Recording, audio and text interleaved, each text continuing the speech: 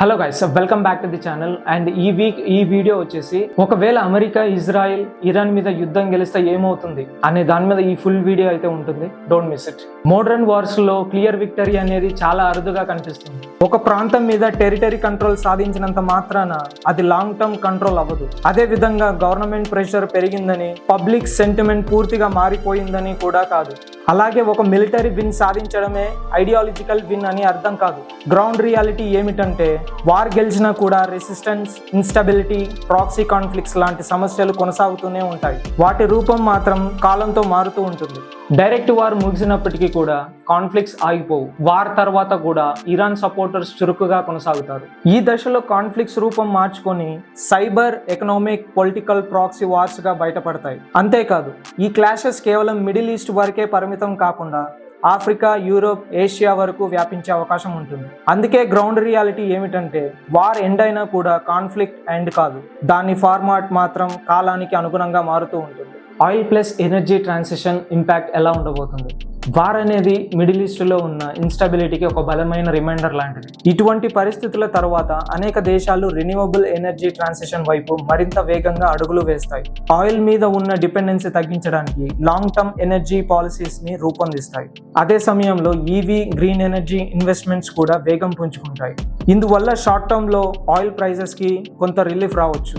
కానీ long term prospective దిశగా చూస్తే ఆయిల్ యొక్క డామినెన్స్ నెమ్మదిగా తగ్గే దిశగా ప్రపంచం కదులుతోంది. ప్రస్తుతం ఇండియా దగ్గర యుఎస్ తో స్ట్రాటజిక్ పార్ట్నర్షిప్, ఇజ్రాయెల్ తో డిఫెన్స్ టైస్, అలాగే ఇరాన్ తో రీజియనల్ ఇంట్రెస్ట్ ఉన్నాయి. ఇలాంటి సినారియోస్ లో వార్ రిజల్ట్ వచ్చిన తర్వాత ఇండియా తన డిప్లొమాసీని చాలా కేర్ఫుల్ గా హ్యాండిల్ చేస్తూ పరిస్థితిని ఎదుర్కోవాల్సి ఉంటుంది. న్యూట్రల్ స్టాన్స్ ను నిలుపుకోవడం మరింత కష్టంగా మారుతుంది. అలాగే అంతర్జాతీయంగా ఫారెన్ పాలసీ ప్రెషర్ కూడా పెరుగుతుంది. ఈ మొత్తం పరిస్థితిలో ఇండియాకి డైరెక్ట్ గా పెద్ద లాభం రావడం కంటే నష్టం ఎంతవరకు తగ్గించుకోవాలి అన్న దానిపైనే ఫోకస్ పెట్టాల్సి ఉంటుంది. అందుకే గ్రౌండ్ రియాలిటీ ఏమిటంటే India gains directly nothing. Damage ని మేనేజ్ చేయడమే ప్రధాన ఛాలెంజ్ గా మారుతుంది ఇండియాకి. గ్లోబల్ కంపెనీస్ మైండ్ సెట్ ఎలా ఉండబోతుంది? వార్ విన్ అయిన తర్వాత కంపెనీస్ సెలబ్రేట్ చేయవు. అలాంటి పరిస్థితుల్లో అవి ముందుగా గ్లోబల్ రిస్క్ ని ఎవాల్యుయేట్ చేస్తాయి. ఎక్స్పాన్షన్ ను వెంటనే ముందుగా తీసుకెళ్లకుండా డిలే చేస్తాయి. అలాగే లాంగ్ టర్మ్ కమిట్మెంట్స్ ని తగ్గించుకుంటాయి. ఇదంతా జరుగుతున్నప్పుడు ఆటోమేషన్ మరియు ఏఐ అడాప్షన్ మీద మరింత ఫోకస్ పెడతాయి. దీని ఫలితంగా జాబ్ సంఖ్య తగ్గుతుంది, ఎంప్లాయీస్ ఎక్స్పెక్టేషన్స్ పెరుగుతాయి, మరియు జాబ్ మార్కెట్లో కాంపిటీషన్ అనేది మరింత టైట్ అవ్వనుంది. Insurance, logistic and cost of living అనేవి వార్ ప్రభావం వల్ల ఇంటర్నేషనల్ ట్రేడ్ మరియు లాజిస్టిక్ చైన్స్ మీద ఒత్తిడి కొనసాగుతుంది. వార్ తర్వాత కూడా షిప్పింగ్, ఇన్సూరెన్స్ కాస్ట్ అధికంగానే ఉంటుంది.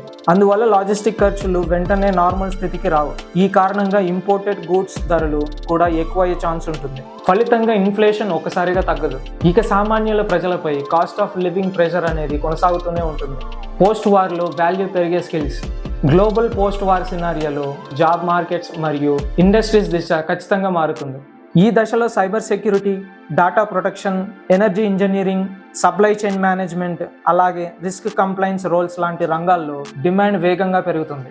అదే సమయంలో బ్రాడ్ స్కిల్ సెట్స్ మీద ఆధారపడి జెనరిక్ జాబ్స్ ఎక్కువ ఒత్తిడిని ఎదుర్కొంటాయి. అందువల్ల గ్రౌండ్ రియాలిటీ ఏమిటంటే స్పెషలైజేషన్ స్కిల్స్ ఉన్న వాళ్ళు మాత్రమే పోస్ట్ వార్స్ అన్సర్టైనిటీ సర్వైవ్ అవుతారు. కొత్త ఆపర్చునిటీస్ ని క్యాప్చర్ చేయగలుగుతారు. వార్ నెరేటివ్స్ వల్ల చాలా మందిలో ఫియర్ బేస్డ్ డెసిషన్స్ అనేవి మొదలవుతాయి. కొంతమందిలో వార్ ఆగిపోగానే అన్ని సడన్ గా బాగుపడతాయనే ఓవర్ ఎక్స్పెక్టేషన్ ఆఫ్ రికవరీ ఏర్పడుతుంది. దీనికి తోడు సోషల్ మీడియా మరియు న్యూస్ మిస్ఇన్ఫర్మేషన్ ఓవర్లోడ్ ఎక్కువ అవుతుంది. అయితే స్మార్ట్ పీపుల్ ఈ పరిస్థితుల్లో పానిక్ డెసిషన్స్ తీసుకోవడం అవాయిడ్ చేస్తారు. వారు తమ కంట్రోల్లో ఉన్న విషయాలపై మాత్రమే ఫోకస్ చేస్తారు. అవి స్కిల్స్ బిల్డ్ చేయడం, సేవింగ్స్ పై దృష్టి పెట్టడం మరియు డిసిప్లిన్ మెయింటైన్ చేయడం. ఇది లాంగ్ టర్మ్ లో అన్సర్టైన్ పరిస్థితులను క్రాస్ చేయడానికి ఈ మైండ్ సెట్ చాలా సహాయపడుతుంది. ఒకవేళ అమెరికా, ఇజ్రాయెల్, ఇరాన్ మీద వార్ గెలిస్తే దాని ప్రభావం కేవలం మిడిల్ ఈస్ట్ మీద మాత్రమే కాకుండా ప్రపంచం అంతటా కనిపిస్తుంది. గ్లోబల్ పవర్ బ్యాలెన్స్ మారి మిడిల్ ఈస్ట్ లో అమెరికా ప్రభావం పెరుగుతుంది, ఇరాన్ ప్రభావం తగ్గుతుంది. షార్ట్ టర్మ్ లో ఆయిల్ సప్లై మీద ఉన్న భయం కొంత తగ్గి ఆయిల్ ప్రైజెస్ స్టెబిలైజ్ అయ్యే అవకాశం ఉన్నా లాంగ్ టర్మ్ లో ఎనర్జీ మార్కెట్స్ ఇంకా కాషన్స్ గానే ఉంటాయి. వరల్డ్ ఎకనామీకి వెంటనే రిలీఫ్ రాదు. ఇన్ఫ్లేషన్ మరియు కాస్ట్ ఆఫ్ లివింగ్ నెమ్మదిగానే తగ్గుతాయి. కంపెనీస్ వార్ తర్వాత కూడా ఎక్స్పాన్షన్ మీద వెంటనే దూకకుండా రిస్క్ అవేర్స్ గా ఉండి ఆటోమేషన్ మరియు ఏఐ మీదనే ఎక్కువగా ఫోకస్ పెడతాయి. దీనివల్ల జెనరిక్ జాబ్స్ తగ్గి స్కిల్డ్ రోల్స్కి మాత్రమే డిమాండ్ పెరుగుతుంది. స్టాక్ మార్కెట్స్ ప్రారంభంలో రిలీఫ్ ర్యాలీ రావచ్చు, కానీ లాంగ్ టర్మ్లో వైలేషన్ కొనసాగుతుంది. వార్ డైరెక్ట్గా ఆగినా కూడా కాన్ఫ్లిక్ట్స్ అనేవి ఎక్కడా కూడా ఆగవు. అవి cyber pressure, economic sanctions, proxy conflicts రూపంలో కొనసాగుతాయి. కంట్రీస్ నేషనల్ సెక్యూరిటీ మీద ఎక్కువగా దృష్టి పెట్టి ట్రావెల్, వీసాస్ మరియు ట్రేడ్ నియమాలను కఠినతరం చేస్తాయి. ప్రపంచంలో జరుగుతున్న యుద్ధాలు లేదా ఘర్షణలు, అవి రష్యా ఉక్రెయిన్ కావచ్చు, ఇజ్రాయెల్ గాజా కావచ్చు, ఇరాన్ సంబంధిత ఉద్రిక్తతలు కావచ్చు, లేదా చైనా టైవాన్ టెన్షన్స్ అయినా సరే నేరుగా ఇండియా మీద ప్రభావం చూపుతాయి. ఎందుకంటే ఇండియా ప్రపంచ ఆర్థిక వ్యవస్థ బలంగా కలిసిపోతుంది. ఎటువంటి యుద్ధాల వల్ల క్రూడ్ ఆయిల్, గ్యాస్, ఫర్టిలైజర్స్, ఆహార పదార్థాలు, సెమీకండక్టర్స్ వంటి ముఖ్యమైన సరఫరా వ్యవస్థ దెబ్బతింటాయి.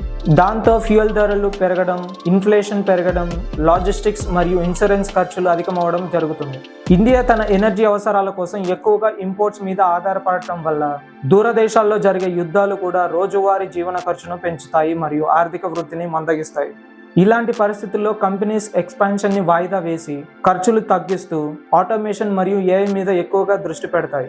దీనివల్ల సాధారణ ఉద్యోగాలు తగ్గి పోటీ పెరుగుతుంది. ప్రత్యేక నైపుణ్యాలు ఉన్న వారికి అవకాశాలు ఎక్కువగా లభిస్తాయి.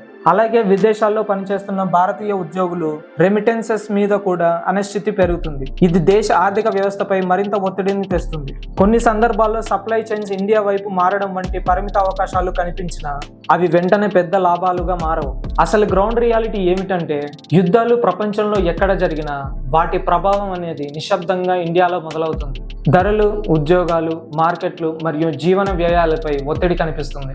మరియు స్థిరత్వం రావడానికి తక్షణం కాదు, కొన్ని సంవత్సరాల వ్యయం పడుతుంది. సో గాయ్స్, ఇది ఓవరాల్గా ఈ వీడియో మీకు నచ్చినట్లయితే లైక్, షేర్ అండ్ సబ్స్క్రైబ్ చేస్తారని ఆశిస్తూ సీ యూ సూన్.